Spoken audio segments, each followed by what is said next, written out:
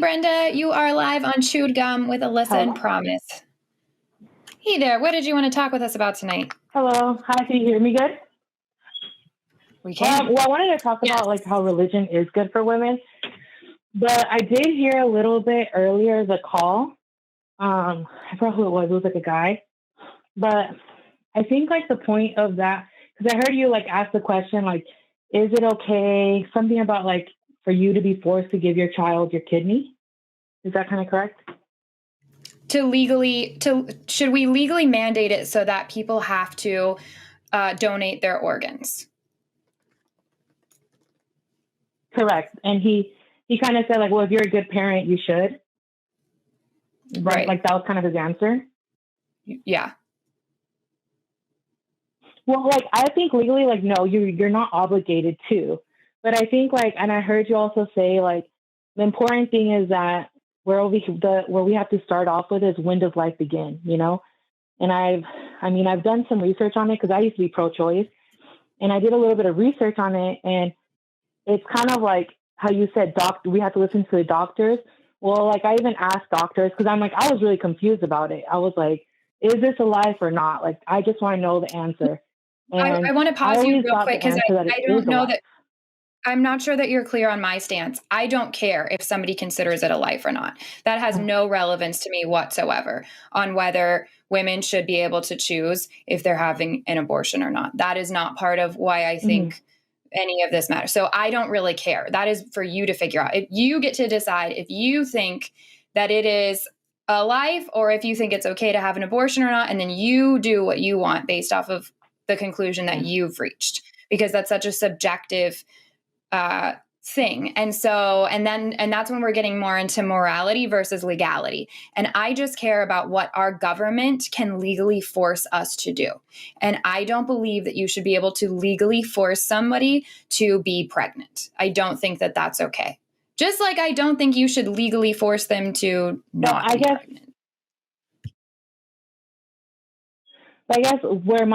Where did you get that conclusion? Like, where did you come to that point where you're like, I just don't care? Like, because I at least appreciate that you guys are honest. And it's like, because, when you get into a lot of these abortion debates, it's like, well, I don't know. And you guys are being honest. You guys are saying like, hey, it's a life, but I don't care. Like, it's the women's choice, right, to decide. But I guess, like, do you guys believe in abortion, that it's a good thing because of women's testimonies, because you're believing the women? And what the woman is saying, like the woman is saying, like, I cannot have this baby because it's going to cause me so much pain. So I don't think abortion is that how you good. Kind of came to that stance? Abortion is a medical procedure. I don't think it's good or bad. Just like I don't think it's good or bad, like, any other medical procedure that's kind of difficult to talk about or difficult to grasp or whatever. I think that, like I said on the other call, the majority of women getting an abortion, it's not this, it is not a fun decision to make. Regardless of what you think, even if you don't think that it is a life, it's a medical procedure. And I don't know about you, but I'm never excited for any medical procedures that I have. Like, that's never a fun time. And so I don't, it's, for me, it's not about like, the point is that for me, it's not about like, oh, well, I hear these stories from women, and so I can't. It's about the basics of bodily autonomy and my stance on that, which is that you should not be able to legislate somebody's organs in that way. I don't think that is a precedence I want to have from the government, and it's a medical procedure that, whether necessary or whether to that woman it's necessary, it's not my business to figure that out. It is for her and then her and her doctor to figure out. That is not and I don't want to sit there and have to listen to every single case and decide whether I think that woman should get an abortion or that one. Well, this is a 12-year-old girl, so she should be able to get one. Well, this is a 30-year-old woman who has had 6 kids already, and I don't know if that's even possible. And she,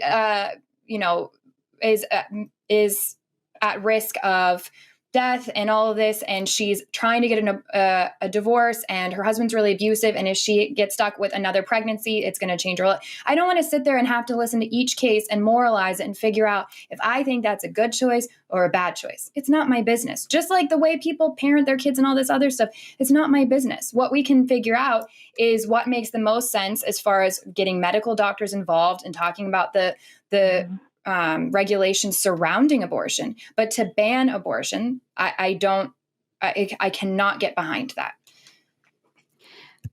Brenda, we also mentioned a little bit before that having abortions be illegal. Sorry, I just don't want to lose my thought. And then, so can I respond real quick? Sure. Yeah, I'll hang on to mine.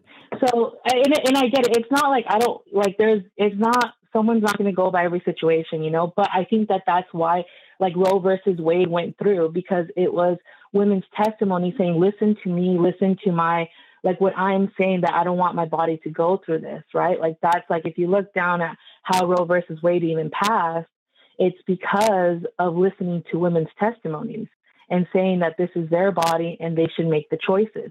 That is the reason it passed, because even before that, even Planned Parenthood before that said it is ending a life. So we kind of came together as a society and we said, okay, yes, it's ending a life, but we're going to be okay with that type of life ending as long as the mother is okay with it.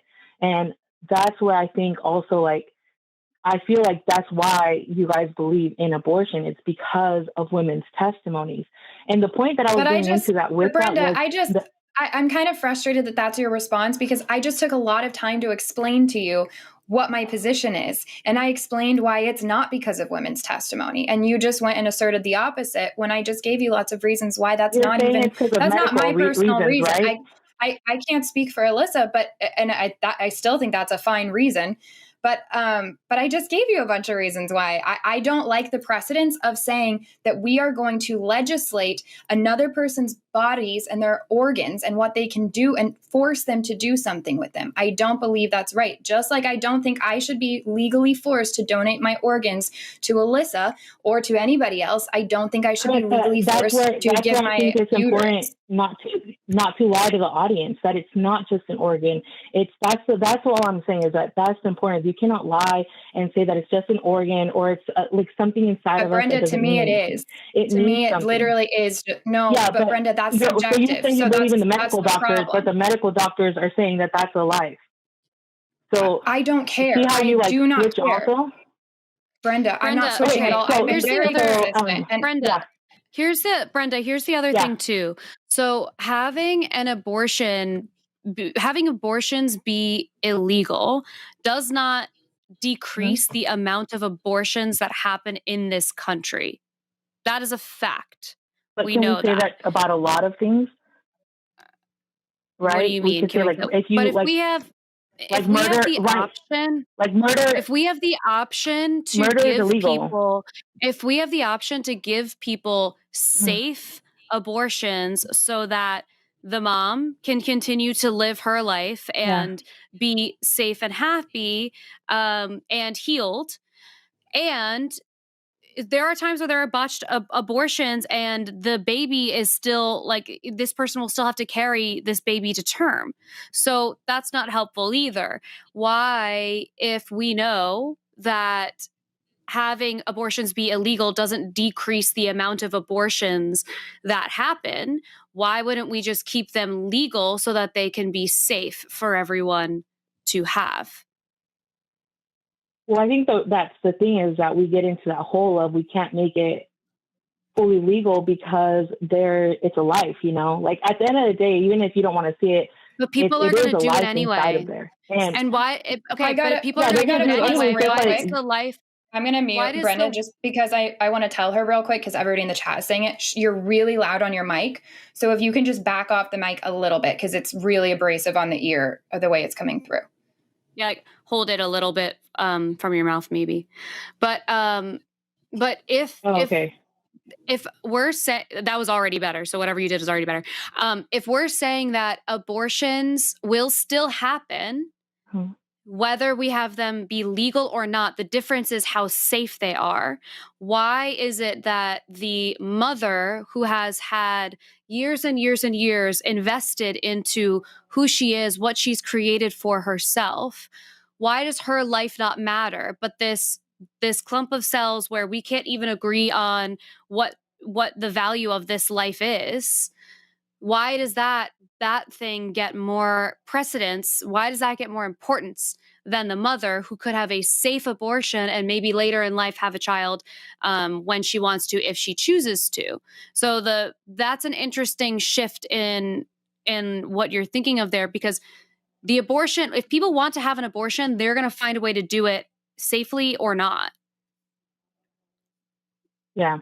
No, and I said, I was pro-choice, and that's kind of like, when that whole Roe versus Wade got overturned, that's where I started kind of looking into it more. And I was like, you know what? It's really hard to defend abortion. Like, I'm not even trying to get you guys into that topic, because even Planned Parenthood has, like, they have a rule of do not debate abortion, because it is just, and I get it, it is a very hard topic to defend. It is, especially to defend it. Because, I don't think so, Brenda. I don't think it's hard to defend it all. And I just said all the things, and your response was that I'm a liar, basically. So I don't have a problem debating abortion. Well, I do it on here all the time. We can't dehumanize. No, look, I'm Brenda, just saying the reason that Planned Parenthood has a rule.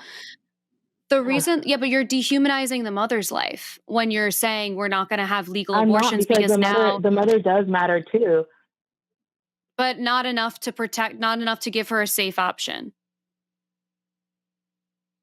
But the reason that Planned Parenthood, the reason that Planned Parenthood also says not to debate abortion is because they want the people who come there to feel safe and cared for and not judged. That's the reason why they don't abort it. They're not there to, that's why the reason they don't debate it.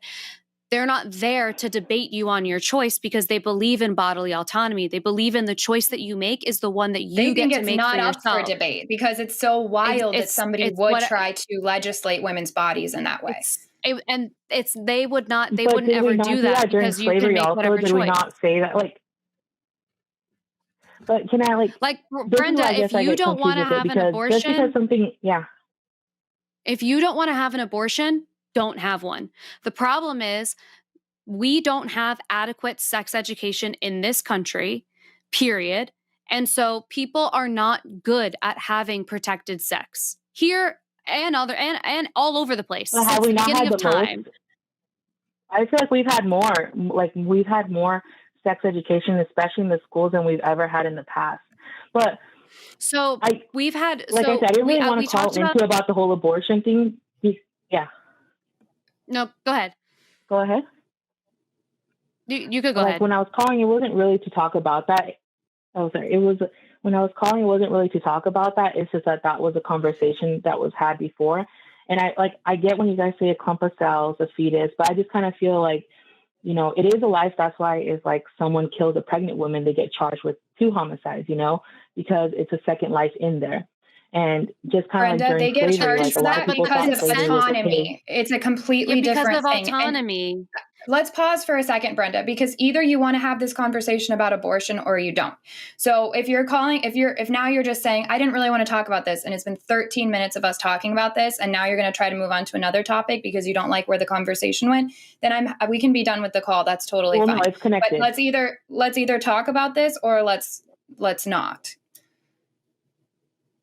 Well, that's the thing, is that it's connected with it. That's what I was kind of like when I called, and I was like, oh, they're talking about that. I was like, well, that kind of connects to it, because it's kind of like how you say you don't care, right? Like, it's at that point, that is why I feel like so many women do need religion, is because there's so many people out there that do not care. And it's like, they're like, it's not a pink unicorn, it's not something false out there. Like, there's really for all these women that are going through abuse, that are all the children that are going through abuse and everything, all of that stuff, there's one thing that is giving them hope, and that's Jesus.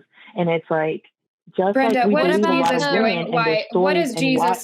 What is Jesus doing while kids are getting abused by clergy members? And they're praying. Do you even agree that religion fervently. does bring good? No. I'm asking you, what is Jesus doing to help the children that are praying to Jesus to come and stop them from being abused by clergy members? Hope. Why doesn't Jesus do something? Is Jesus able? Hope? Do you want hope when somebody is assaulting you, or do you want them to stop assaulting you? Well, so you think that when someone gets assaulted and someone's getting abused, your theory is, I'm sorry you went through that, but I didn't go through that. So I'm sorry that you got drawn the cards of life where you're getting abused. No, that sounds like that's I was raised in a great family with that actually two parents. Sounds like you're describing how you feel about the situation. Because you're saying you don't have that experience with religion, so you think that everyone should be subscribed to it. But for the person who is having that experience, their experience doesn't matter because Jesus picks and chooses who he wants to save and who he doesn't want to save. And what is Jesus doing about what is Jesus doing about the people who are not able to get a medical abortion safely and then have to do it in some back alley way because they know they can't take care of this child and they're going to risk their life to do it? What is Jesus doing in that circumstance? Well, there's a lot of situations where like literally, it's like I'm just saying that what you guys have does not bring hope, because at the end, what you guys have is, I don't care. I don't care. I gotta pause this conversation, Brenda. I can mute you, or you can pause for a second, because let me be clear about something. When you call in on this show, it's not for you to call in and say, you this, you that, you blah, blah, blah. We want to actually have a conversation. So you can ask us, or you can say, I think that religion is better because it offers hope, and I don't think you offer hope. But you don't know what we believe. I have so much hope and joy and peace and happiness in my life. You haven't asked about that. You don't know about it. No, you don't. You literally just said, I don't care. Brenda, cool. I'm going to mute you. You haven't been listening, and you've just been responding over and over again. Alyssa's tried talking to you. I've tried talking to you. You've interrupted us both over and over and over again. I know there's a delay too. But this isn't a conversation so far. This is you just going, no, you don't, nuh-uh, no way. And that's not helpful. We're trying to actually engage here and figure something out. If you want to do that, we can move forward in the conversation. If you don't, I'm honestly over it. We have 2 more people that have been waiting patiently on the line. So if you want to have this conversation, we can do that. I will give you a chance. If you're saying, I don't think you have hope, then you can say that, but you don't get to just say you're a liar. So let me know why you think we don't have hope. Why you guys don't have hope? Is that the question? Yeah. Right. Because you've asserted something. So now I'd like to hear your reasoning behind it. Because what you guys have does not offer hope to those who are broken. What do we have? And that is why so many people... That's why Brenda, pause. Before we move on, we have to have this like a real conversation, not where you just get to go on.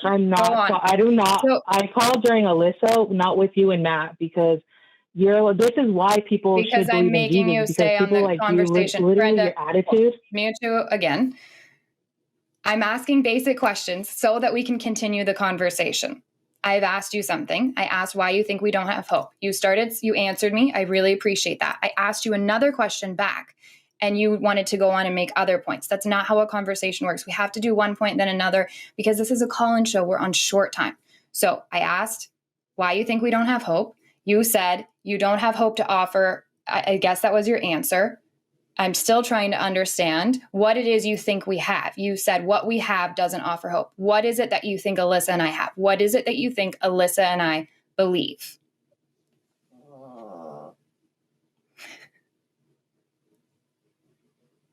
Am I back on? I don't. Yep. Yes. So you're asking what I believe you guys don't have, right? Now it's not the last question. Now it's a different one. No. First, when you say that you feel like we don't have hope, what do you think we are offering? That's not hope, because in my opinion, what we're offering, what we're offering is I think offering hope in something like religion, like Jesus, like this promise that things will be okay, when I don't know that to be true, and I see awful things happen every single day, despite the alleged presence of an overseeing body that it has also apparently created a plan for all of us. Like, that to me is unacceptable. Like, it's part of our larger plan and part of like lessons that we get to learn, that our child gets cancer. It's like, that's not acceptable to me. And so to me, it's not about hope in something like that, because that feels honestly more hurtful to me. I felt betrayed all constantly when I believed in God. I felt betrayed. I was like, what are we doing this for if these awful things are still happening? And don't tell me it's to learn a lesson, because that why would you purposely put your people in a place of suffering? So for me, hope is a tough thing, because in the context of religion, hope feels frivolous. It feels like nothing. I would rather rely on things that we can actually control and see the results of to the best of our ability. Does that make sense? But even without, right, believing in Jesus, there's still suffering going on, and there's still nothing that those, like, like I come from a very, a bad background where like parents were alcoholics and drug addicts, and it was it was my faith. It was my faith that got me through all of that stuff. And it's my faith that I'm very thankful for. It didn't mean that it protected me from all the suffering. You guys, it's like, yes, but it's like, it brings hope. Jesus does bring hope to those who that are broken. And, it's like, but it doesn't mean that it's going to take away all your suffering. There's still going to be suffering. But a lot of those kids that went down, go downhill, Brenda, I'm going to agree with you real quick. Let me make this point. Yeah. I think that religion absolutely offers people hope. It is a great coping mechanism for some people. Here's my experience. I grew up in religion. I fully believed and bought into all of it. I also have experienced abuse. And religion was not offering me the help that I needed for that. When I stopped believing, when I became a secular humanist, when I found resources, when I found therapy, when I found community that was actually there for me, that loved me for who I was, when I got to learn how to have healthy relationships instead of still being attracted to these toxic ones over and over again, because that's what religion had taught me to do. That's when I found hope. That's when I got the help that I needed to get over those things, because you're right. Everybody in life experiences suffering. It is something we cannot avoid. We all will find it in one way or another. It happens to us. So here's what I have to figure out. Do I want something just because maybe it offers hope to some people, but there's a 50-50 chance it won't offer it to me? Or do I want to believe something that is true? And I only want to believe true things. And that is why I am not religious. That's why I'm not a Christian specifically. It's why I'm not a theist, because I don't believe the claims that have been made by religion. And I want to believe things that are true, because I can find hope. I don't need religion for that. And neither do you. I'm happy for you that it worked out for you. I think we've talked before, and I'm glad that you found what you needed to get through life. I believe that came from inner strength that you have, where you were looking out for yourself and finding whatever tools you had available in life for you to help you get through a tough time. Yeah, like Brenda, when I hear your story, and it's so interesting to talk about hope and hear what you've experienced. Your human experience of going through what you did as a child and coming out on the other end in one piece, that is hope. That's hope that I can, you can enroll me in that. Those testimonies, like, if you hear, because I can get on board with, because at the end of the day, Brent, sorry, I know it's a delay, so we're like going back and forth, but at the end of the day, that, like, sometimes I feel like people give Jesus and give God credit for something that they didn't do. Like, Brenda, you did that. You pulled yourself out of that hole. You figured it out. And I'm happy that part of what gave you the strength to do that was in religion. Like, I don't personally have an interest in making someone not a believer anymore, but because I think people need to, like, find whatever truth that works best for them. But don't discount what you did in this experience. Like what you said, Alyssa, like, I think, like, I agree with that. Like, at the end of the day, we're not here to condemn anyone's choices. And, sometimes, like, when I just like, because I heard about this show and I hear it, I feel like there's a lot of condemning Christians on the line, you know, and it's kind of like, hey, like, we need to recognize, like, all this testimonies, like, Jesus does move things for these people, you know, all these broken people. I don't believe that he does. That's the thing. I don't believe that he does. Yeah, I think people guys can't prove that that's not true, right? Brenda, you've got to stop interrupting Alyssa every time she talks. She's in the middle of a sentence. You can't prove that was Jesus, but I could I would have a way easier time proving that people are responsible for the things that are happening. Way easier. I can sum this up easily for you. We believe that people find hope and they find ways out of bad situations and that they credit it to religion.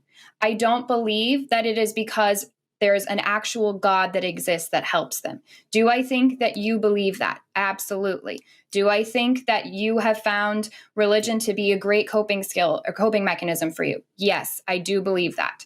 Do I think that an actual God assisted you? No, I do not think that.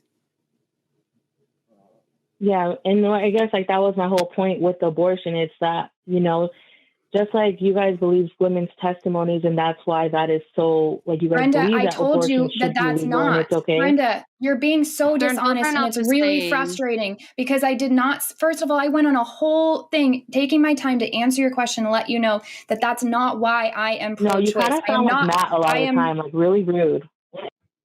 I'm going to be more like Matt and mute you then so you can stop interrupting me. It doesn't matter if you think I'm rude, whatever, if you think I sound like Matt, it doesn't change the fact that I'm trying to have this conversation with you and attempting to get you to stay on track here. You cannot say that I said something or agreed to something when I didn't. That's lying. I told you over and over again that I am not pro-choice because of women's testimony.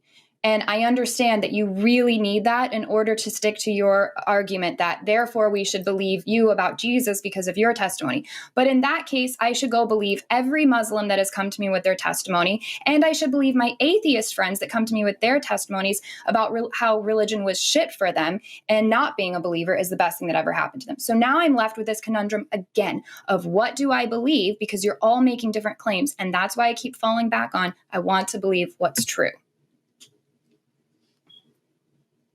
But can you prove that God's not real also?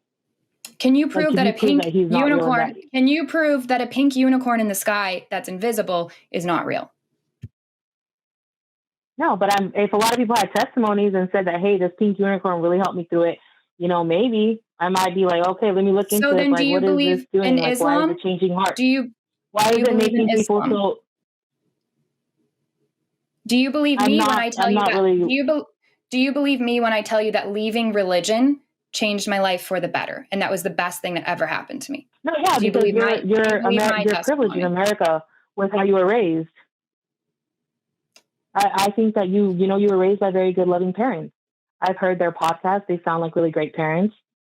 I mean, I love my parents. I don't know if it's maybe a way to rebel against them. I'm not rebelling against them. I'm going to have dinner with them tomorrow night. I just house sat for them for 3 weeks. We're on great terms. We have a great relationship.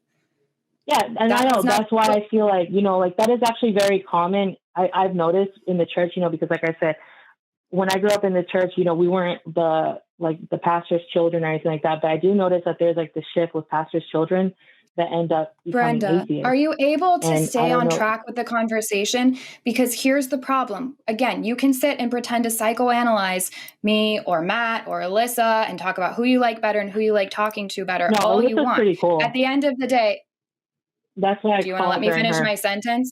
Okay, I have to keep muting you, which is really frustrating because I hate doing that.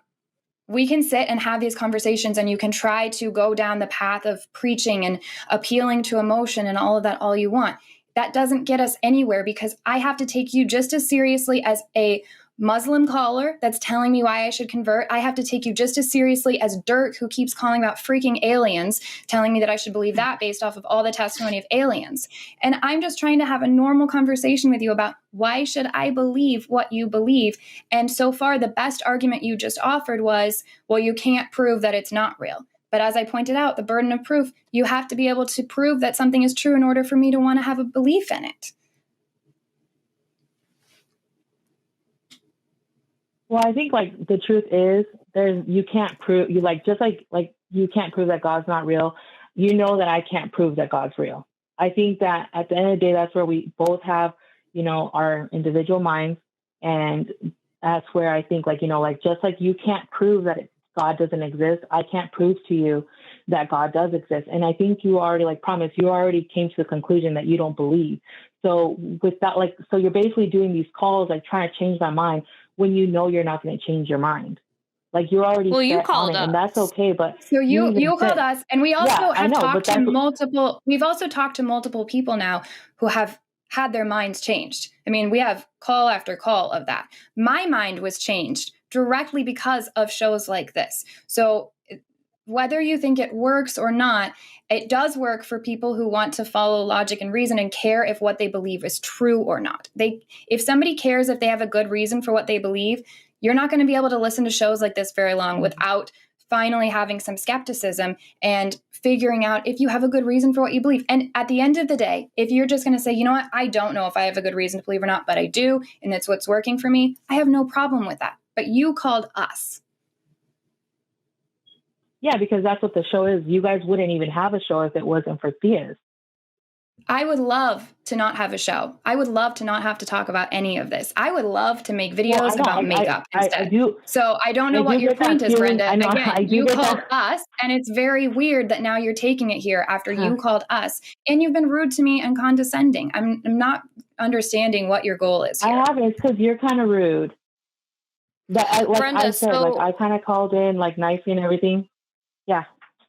One thing to consider, Brenda, is so in the same way that I respect your autonomy to be able to be a Christian if you want to be a Christian. That's your business. It's not my business. If that's what you want to do and you believe that to be true, I have no interest in debunking that for you. Mm-hmm. In that same way, I hope that you would be able to have respect for other people who want to make choices for their own body and their own lives. And that includes what we started your whole call with, which is abortions. So it's about really staying out of each other's. Cares for the life inside the womb. But if you care about life, then you will care about the life of the mother as well. That she gets to have a life too. Why is her life worth less than one that doesn't exist yet?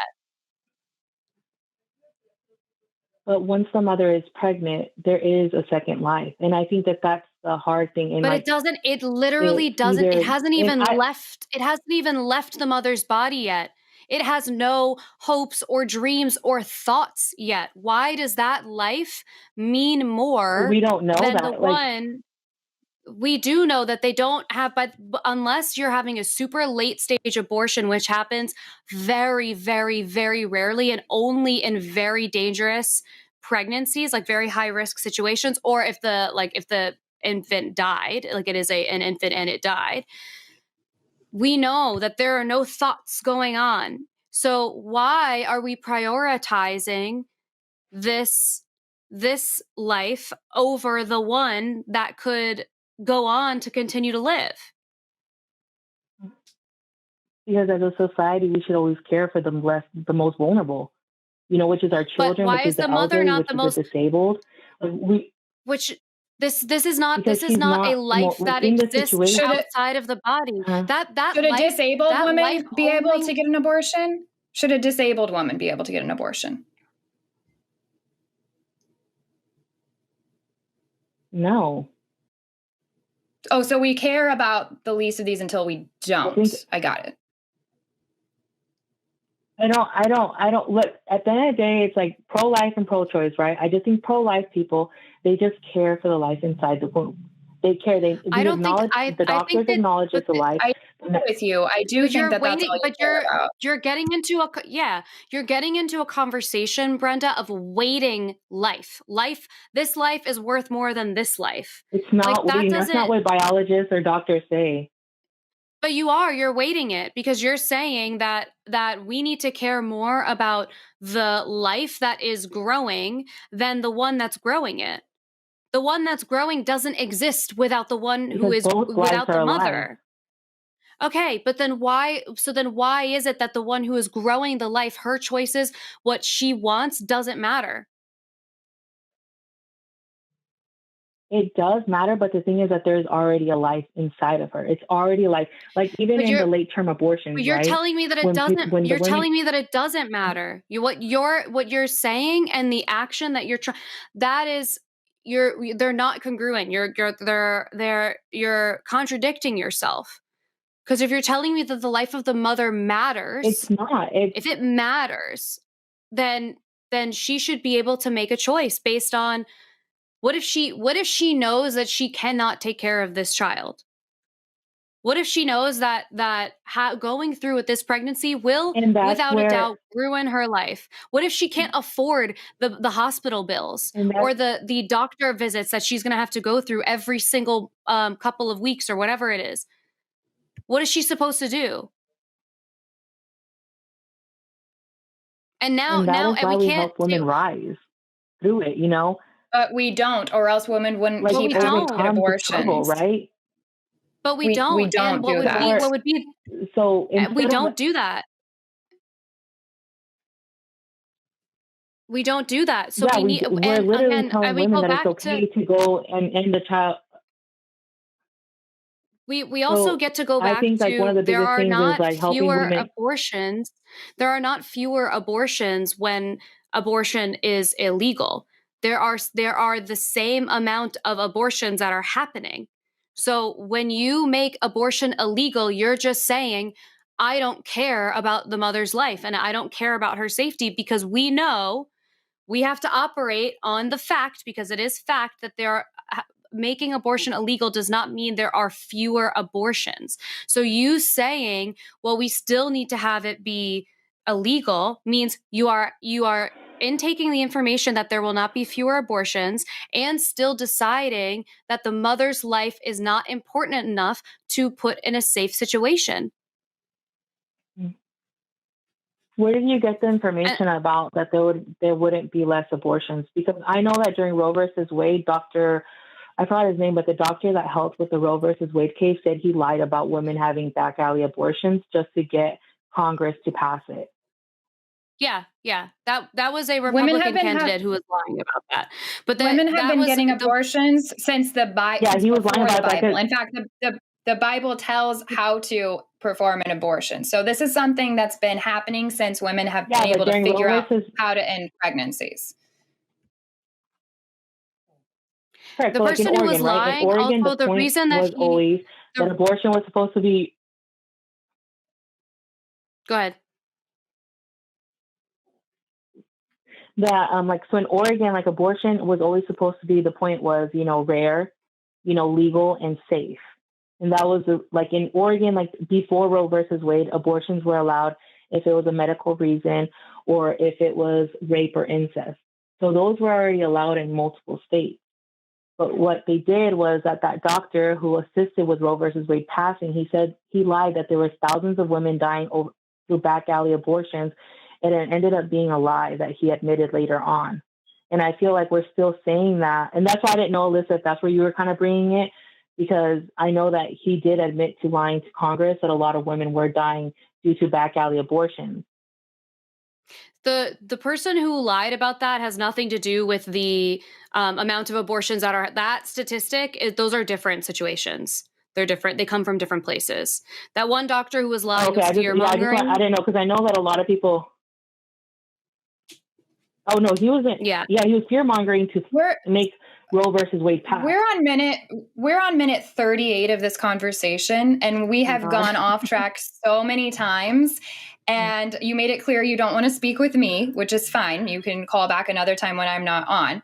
But I think we've reached a point where you're just saying the same stuff over and over again. I've stated my case about abortion many times. It has nothing to do with doctors talking about back alley abortions. It has nothing to do with testimony of women. I let you know why I reached the position that I did.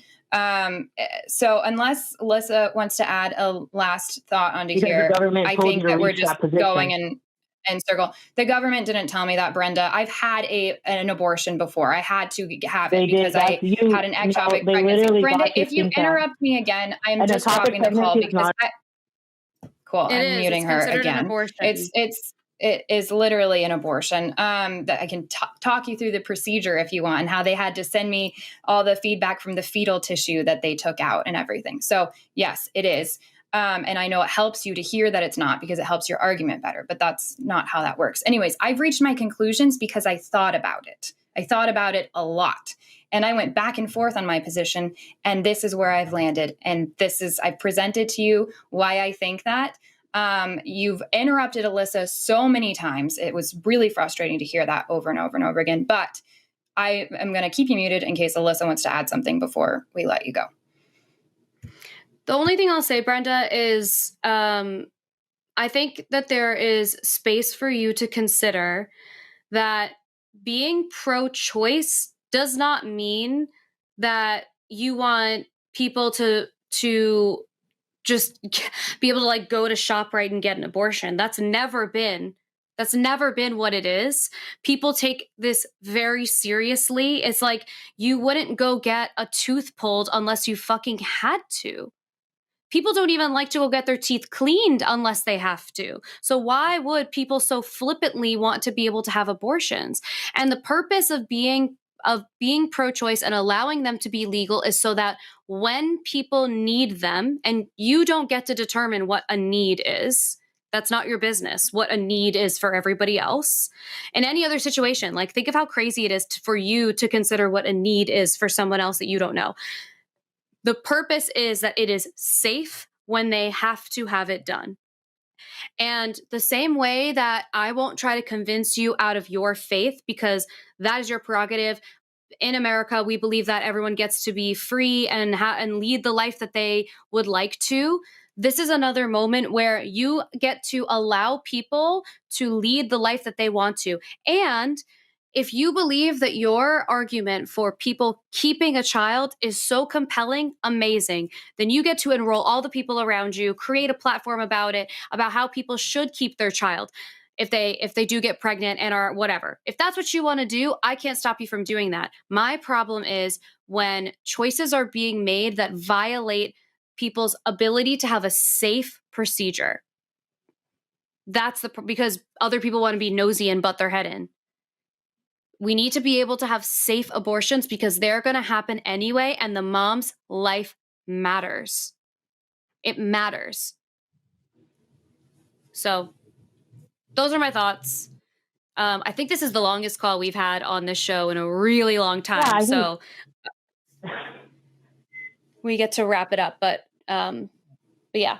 Yeah, no. And I mean, like, I feel like your heart is in the right place, Alyssa. Like, I really do. Like, I like calling in and hearing you guys. Like, I think even with Promise, like, I called in because I really liked conversations. I do think with Promise, you're a little bit more tired of these calls because they're kind of repetitive all the time.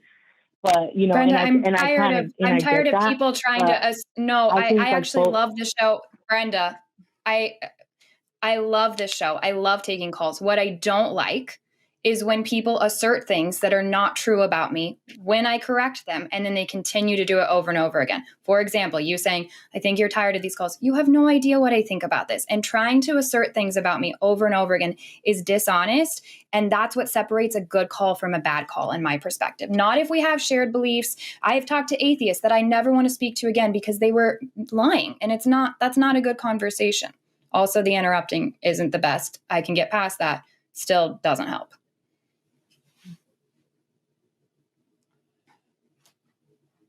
Yeah, it's just that there's also when I talk, I feel like it's quiet, and then I talk, and then I hear Alyssa talk.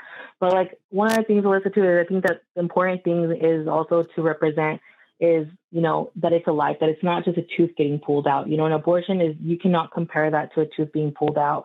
It's a whole baby being pulled out. Like, it's not just some fetus tissue coming out. It's a baby coming out. Like, that's why, one time when I was really upset with the pro-choices, I was like, well, why don't you guys call it? Brenda, why don't you guys muting. Okay, I can't let this kind of stuff get said. That's just not true. These are not true. They're not pulling out a baby. They're not pulling out a baby. And to put it that way is just, it's insensitive. It's also uneducated about what is actually happening.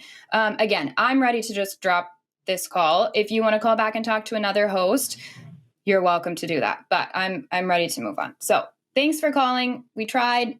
Maybe you'll have better luck. Maybe Forrest. Call Forrest. He's a biologist. Talk with him. That's a good idea. Yeah. That's a good idea. Brenda. Bye, Brenda. I also wonder if it would be helpful to like you can Google what a baby looks like at several weeks. And like, if you think that like this is a baby at 6 weeks. Here's my problem. I don't give a shit. I don't care if it's Einstein himself in somebody's womb. Like, I don't care. We shouldn't be legally requiring people to donate their bodies in that way. And I don't care if you think it's alive or if you don't. I don't care if it's a grown-ass man. I just don't think that's where I think bodily autonomy matters. And that's the problem. But my frustration with calls like that are not her position on all that. That's fine. I love having those kind of conversations.